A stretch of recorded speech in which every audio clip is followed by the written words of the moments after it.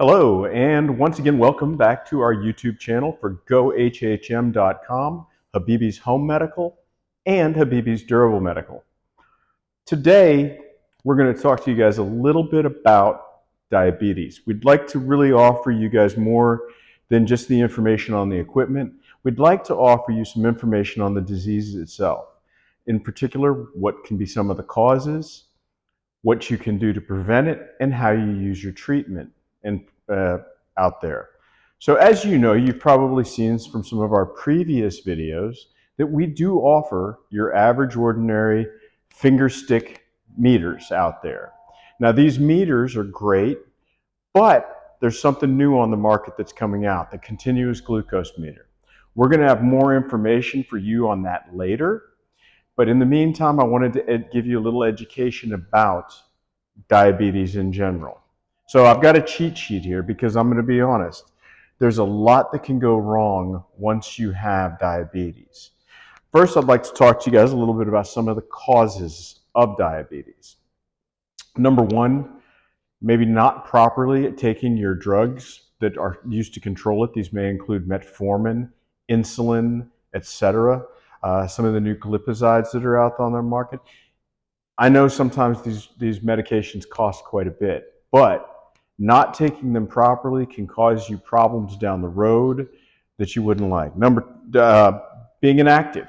Just general inactivity causes fat to grow. It also causes your body not to produce your insulin as effectively and it causes you to gain weight.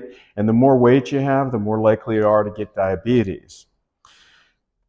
Another thing is having stressors in your life. These stresses can include illnesses or infection. That illness and infection causes your body not to produce insulin the way it's supposed to. As a matter of fact, just general stress, if you're stressed out about work or something like that, it can also cause you to have a misinsulin production. You don't produce it as well. Getting injury through surgery, etc., can also cause that. Now, with diabetes, there are some long-term problems. And a lot of this is due to the way your blood flows throughout your body. A lot of times we talk about the retinopathy or the neuropathy, the tingling in your feet and in your eyes. That's caused by your nerves in these portions of your body and in your eyes.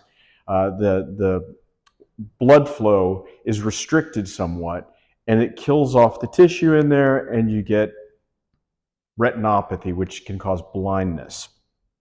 You got just health problems, including cardiovascular disease, strokes, etc. This is also caused by lack of proper blood flow. So those are some things to think about. The big one is kidney disease.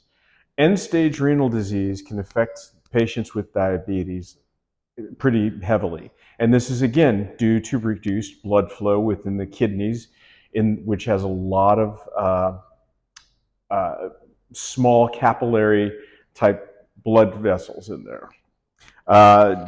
We also see teeth and gum infections, as well as bone and joint disease. Last but not least, prevention. What can you do to prevent this disease? You know, it's interesting, when I was a kid, we would go out sometimes with my family and we'd eat dinner somewhere, and always after we came home, my dad would take us on a walk and say, yeah, it's good for your stomach. It helps you burn your food get the food through your stomach and settle it down. Well, he was right. A little bit of activity, as little as 3 to 5 minutes of simple walking after a meal, really helps your body from stopping the blood and the insulin to spike in your blood. And it stops the glucose from spiking in your blood as well. So that's always good, a little bit of activity after consuming food. 2, to prevent this, follow a pre-diabetes plan. Before you get diabetes, it's always easier to deal with diabetes when you don't have it and you don't get it on the front end. And if you get yourself into these good habits of eating good foods for you and taking care of yourself, you're less likely to develop it long term. Monitor your blood sugar. I know this is a lot easier said than done, but like I said, We do have folks that have glucose meters. I've got people that exercise and use them regularly while they're exercising to monitor their blood sugar so they can keep themselves in the optimum cardiovascular and exercising range. Take the medications the doctor prescribes you. Don't say, it's too much trouble or anything like that. By taking care of your diabetes on the front end, you'll be a lot happier.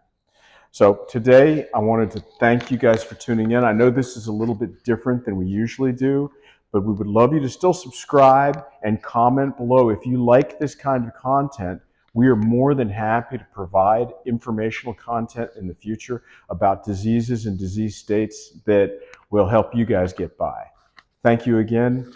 Thank you for tuning into our YouTube channel.